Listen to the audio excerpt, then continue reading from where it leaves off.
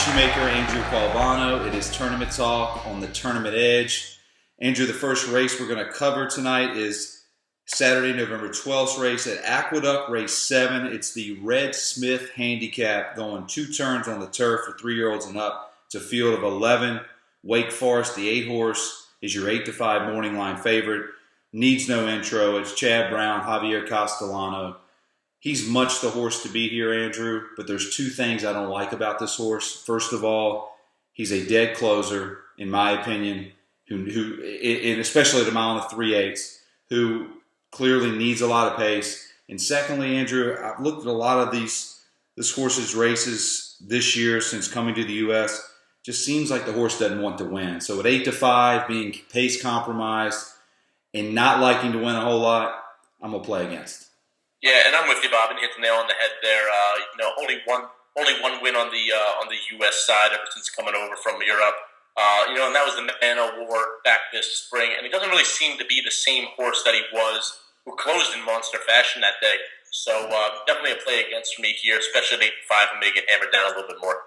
I'm going to go with a nice little price here. I think this is a horse that can definitely rebound, returning to New York, and that's number 7, Messi.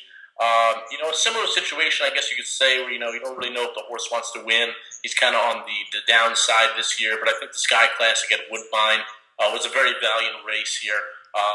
Showed tactical speed, closed well, goes out to Stanita, tries the John Henry Turf Classic. I guess you can make excuses for that. Kind of broke slow and never really got into a rhythm. I'm kind of hoping that this one sits about that second show. They should set up for this one. Edgar Prado's here for a Grand Motion, who obviously we mentioned has been heating up coast to coast here. So if this one can just sit close behind 2 speed horses that I'm not sure how talented they are, I'm thinking this one sits a perfect trip and can close late at the price. Let's talk about the 11 Danish Dynaformer, a horse that I believe is going to go off second choice, and a horse that seems to be catching a lot of buzz when it comes to this race. For me, he and Wake Forest are the same type of horse, except Wake Forest is exponentially better. But a lot of people like yourself think they're going to get a pace to run into, and I think people are going to take a shot with the 11 just because he's a better price at 5-1 morning line. I don't think he's going to go off that. He can beat me as well. Your thoughts on the 11? Yeah, I'm a big fan of this horse. However, I do think this one has been going down in form since the 2016 campaign, and that just transfers over. You're talking about, 6 for 10 in the money, 2015, only 1 for 6 this year. And I think that one win at Woodbine, that grade 3 race, just kind of played out perfectly for him, closing all those lengths there. So I'm kind of thinking that was, a little bit to his benefit. So I'm thinking we can definitely beat this one. Have a lot of respect for the horse itself, but I'm just thinking this one's out of form. I want to ask you about the 9-horse, bigger picture, yet another closer. Needs pace to run into here, Andrew.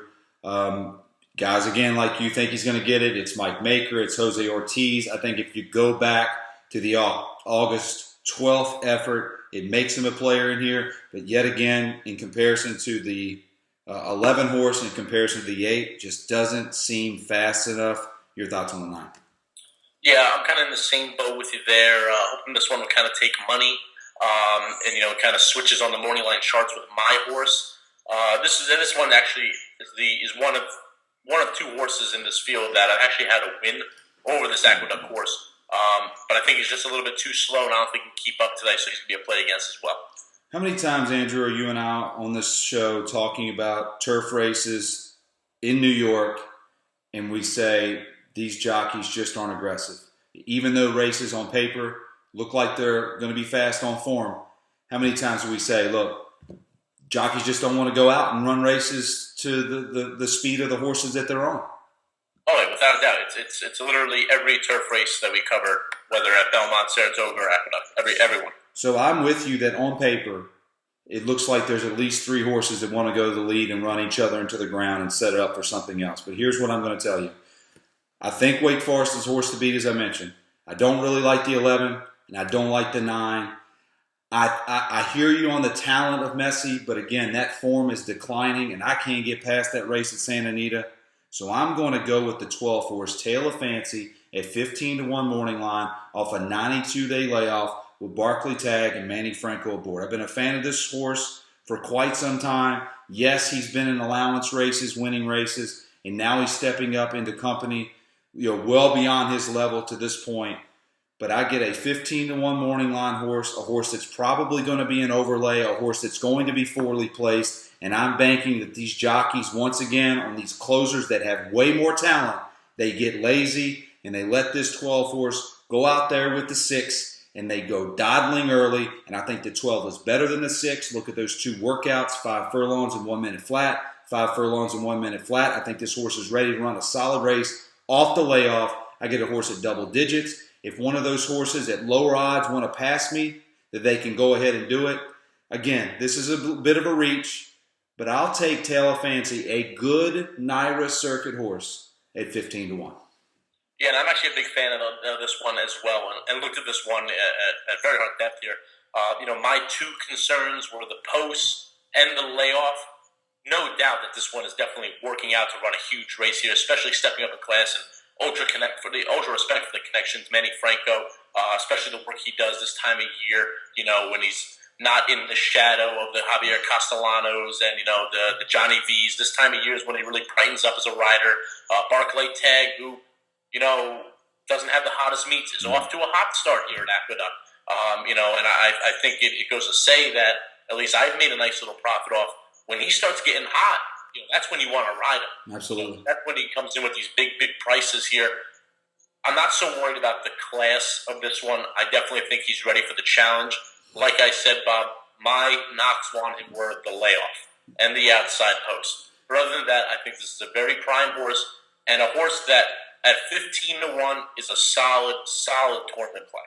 And if my horse for some reason wants to take money and goes below 5-1, even if this one drops down to 4-1, 7-2, I'm going to hop on the 12 here for value, but nonetheless, a sharp pick.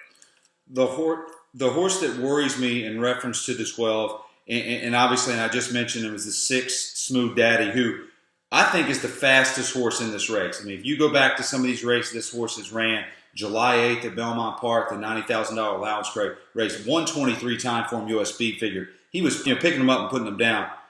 But the 127-day layoff off of vet scratch, which I think is key. And then look at those workouts, Andrew. They're just very stagnant, 4 furlongs and 51. I think this horse needs a race. But this is the horse that scares me that will go out with the 12, and they do run each other into the ground. Without a doubt. And obviously this one's been holding some good company. The Fort Marcy, only losing to Ironicus by a length and a half there. Then, Twilight Eclipse, who I guess has, proven that he may not be the horse he once was against Tougher. And by Tougher, I mean these greatest 6 horses. But obviously he was much the best that July 8th day at Belmont. However, like you mentioned, I do have here listed as well the vet scratch. And, in this type of situation, that's scary to me, especially getting back to this company. So, though I agree with you, Bob, he is the fastest, I don't think his speed is going to travel this long distance today. Fair enough. So give us your top selection one more time. That's number 7, Messi. Andrew's on the 7, Messi at 5-1. I'm going to land on a price play, the outside, the 12 horse at 15-1 morning line. So that's going to do it for Aqueduct Race 7, the Red Smith Handicap on Saturday, November 12th. Real quick, TTE live games, Andrew. We're now at it. Go to TTE Games and check them out. Andrew Calvano, Bobby Shoemaker, good luck. Good luck, guys.